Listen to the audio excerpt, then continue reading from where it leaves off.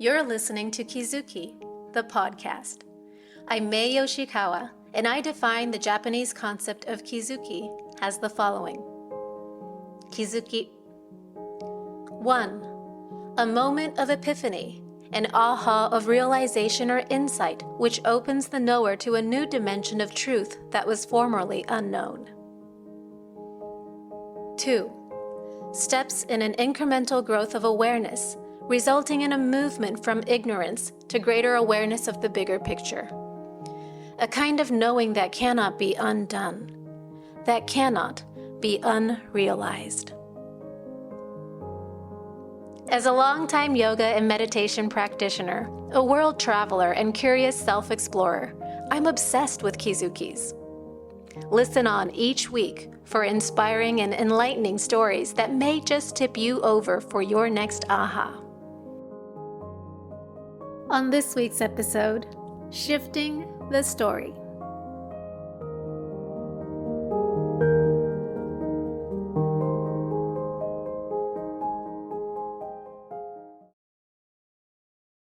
Have any of you had a nickname or a common story that was placed upon you for reference? For example, in my case, my mom used to call me chibi or chibi-chan, which literally translates as the little one in the familiar diminutive. It was because I'm the youngest of 4 siblings, and I'm over 5 years apart from my closest sibling, my brother. So when my sisters and my brother were in elementary school and middle school, I was like still the baby at home. It made sense, right? The little one, the baby. And it wasn't just to my mom. I think my brother and my sisters and my dad and other members of my family just knew me as the little one, just because I was the youngest. The thing was, though, that I grew older. I went to school, and then I went to middle school, and then eventually I went to high school. But still, there was this lingering reference about me being the little one. And even as I grew out of the name Chibi or Chibi-chan, the idea, the story that Mae is the youngest lingered on. So in my childhood days, that also meant that, oh, she's the baby, she's the little one, she doesn't know. Or, oh, she's the baby, she's the little one, she can't have that yet, or she can't go there yet. It meant that I was set aside as not ready or a follower more than a leader. And sometimes if I had an opinion or if I had a point I wanted to make and I tried to make it, it would be dismissed as, oh, it's just the little one's opinion. Like she's not ready for that yet. And, I didn't think anything of it when I was really young. But as I grew a little older in my teenage years and, like around my 20s, I began to question, well, when do I get to say what I think? And do I get to give my 2 cents and not be dismissed as being the little one or the youngest? The shift began naturally and slowly. It started, I think, in my early 20s with one of my sisters asking for my opinion. Even if it was just like, oh, do you like this sweater or should I wear this one? Or sometimes maybe it was like work related or about friends, but more often than not, I think it was when I was away from my family, among my friends and other people, where I was treated more as a sovereign person, like a standalone person, not relative to my siblings or not relative to my age. It's just about who I am and in terms of work and society, it's about what I can give and offer to the world, right? And then I think in my mid-30s, things started to shift again as I had been deep into my practice of yoga and meditation for over 10 years by then. And it felt like the playing field was a little bit more level, and I wasn't dismissed for my opinions, not even among my family and my relatives. The strange thing, though, is that even now in my 40s, I realized recently, it was like this little aha moment for me, that some small piece of myself was still treating me like I'm the youngest, like I'm the smallest in the family and I'm a follower and I'm somehow not as worthy, I guess, if you were to put it that way. Yeah. It's a little astonishing even as I speak about it. I'm just thinking in my head, like, well, what if my parents were wealthy, or what if there was a monarchy, for example?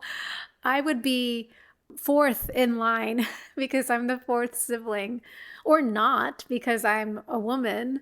The standard of priority and who's bigger and better and smarter and whose opinion matters more is really, when you think about it, quite an appalling story. I got to thinking about this because, well, as many of you know, I'm someone who is on the journey of self-awareness and coming face to face with some of these limiting beliefs that keep me small. When I come to the next kizuki or recognition of them, then I can say, whoa, wow, I didn't know that was still there inside me. Do I want to change it? And can I change it? And of course, once you come to awareness of it, the answer is yes.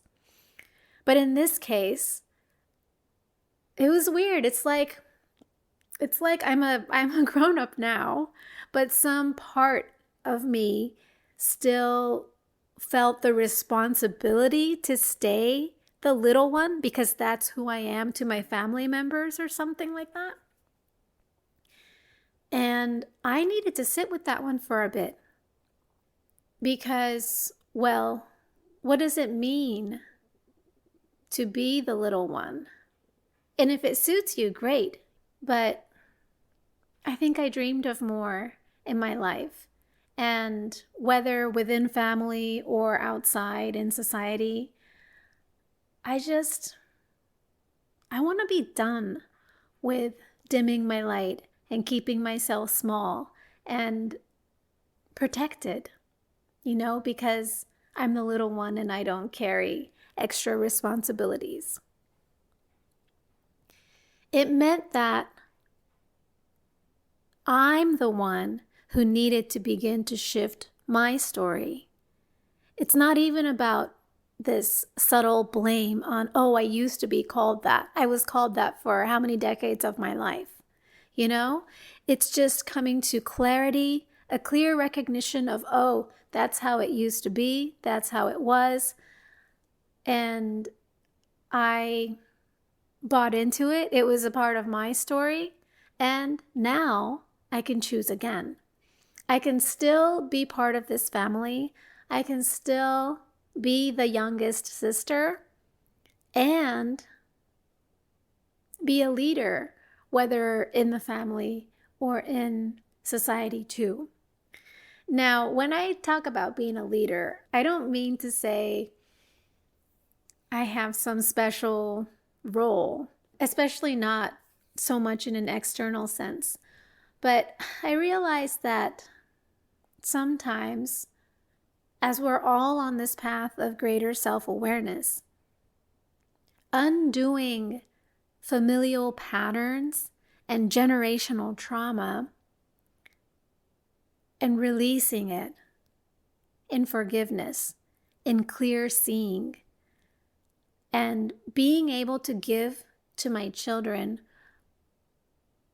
many times what I wasn't able to receive. That's healing. That's empowerment. And I think I'm slowly learning that in that sense, I'm not the little one anymore. I stand alone, and yes, in that sense, I'm pioneering the way for the next generation. The lesson here is, first and foremost, always to find out what stories you're buying into that's keeping you small or keeping you from realizing your fullest potential. And not in blame, not in hatred, and not in negativity, but just in clear, plain seeing, to choose to release it and to really own who you are. All the best to you. I'm all about empowering you as well as myself. And may we each live to our fullest potential.